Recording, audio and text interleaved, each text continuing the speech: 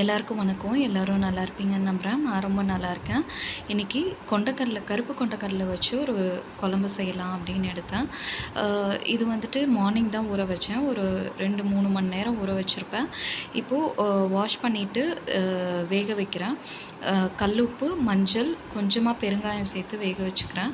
அதுக்கப்புறம் அரைக்கிறதுக்கு 2 பெரிய வெங்காயம், 2 தக்காளி, கொஞ்சமாக பூண்டு, அப்புறம் ஒரு வத்த தேங்காய், இது மட்டும்தான் அரைக்கிறதுக்கு. இது கூட ஒரு ஸ்பூன் ஜீரகம் சேர்த்துக்கணும்.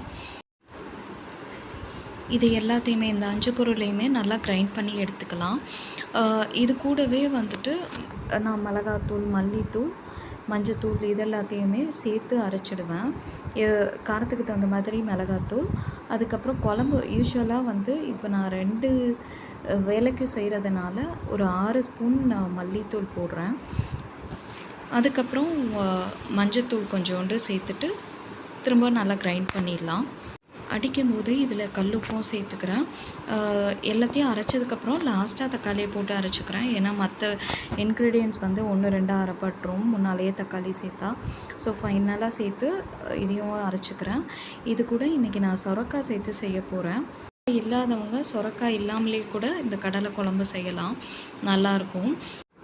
சொரக்காய் போட்டு செஞ்சாலும் சரி, சொரக்காய் இல்லாமல் இந்த கடலை குழம்பு செஞ்சாலும் சரி, மீன் குழம்பு டேஸ்ட்டுக்கு அட்டகாசமாக இருக்கும் இந்த கடலை குழம்பு. நான் இப்போது கடலை வேக வச்ச அதே பேனில் கொஞ்சமாக எண்ணெய் ஊற்றிட்டு சொரக்காயை மட்டும் வதக்கிக்கிறேன். வேறு எதுவுமே சேர்க்கலை. சொரக்காய் மட்டும் பெரிய பெரிய க்யூபாக கட் பண்ணி வச்சுருக்கேன், அதை சேர்த்துக்கிறேன். சேர்த்துட்டு கிரைண்ட் பண்ணி வச்சுருந்த இன்க்ரீடியன்ஸை அது கூட சேர்த்துக்கலாம். சொரக்காய்க்கு தேவையான உப்பு சேர்த்துக்கிறேன். கொண்டக்கடலை அடிக்கடி நம்ம உணவில் சேர்த்துக்கும் போது கொலஸ்ட்ராலை நல்லாவே கண்ட்ரோல் பண்ணும். ஹார்ட் ஹெல்த்துக்கும் ரொம்பவே நல்லதுன்னு சொல்கிறாங்க. கொண்டக்கடலை வந்துட்டு rich in iron and protein. So அது மட்டும் இல்லாமல் நான் இன்னொரு விஷயம் படித்தேன். இது வந்து ஜாண்டிஸை கூட சப்சைட் பண்ணுது அப்படின்ற மாதிரி நான் ஒரு விஷயம் படித்தேன். பட் நான் பர்சனலாக ட்ரை பண்ணதில்லை ஜாண்டிஸ்க்காக. பட் நான் படித்ததை ஷேர் பண்ணிக்கிறேன். ஃபைனலாக ஒரு பெரிய நெல்லிக்காய் அளவுக்கு நான் புளி கரைச்சி வச்சுருந்தேன். அந்த புளி தண்ணியை ஊற்றிட்டு கொஞ்சமாக பெருங்காயம் சேர்த்துட்டு குக்கரை மூடிட்டு 2 ஏற்கனவே கொண்டக்கடலை விசில் வச்சுருக்கோம், வேக வச்சது தான். ஸோ சொரக்காய் ப்ளஸ் கொண்டக்கடலை வேக எக்ஸ்ட்ரா ஒரு 2 விசில் வச்சு இறக்கிடலாம். சாதத்தோடவும் தோசையோடவும் சாப்பிட ரொம்பவே டேஸ்ட்டாக இருக்கும். அப்படியே மீன் குழம்பு டேஸ்ட்டில் இருக்கும்.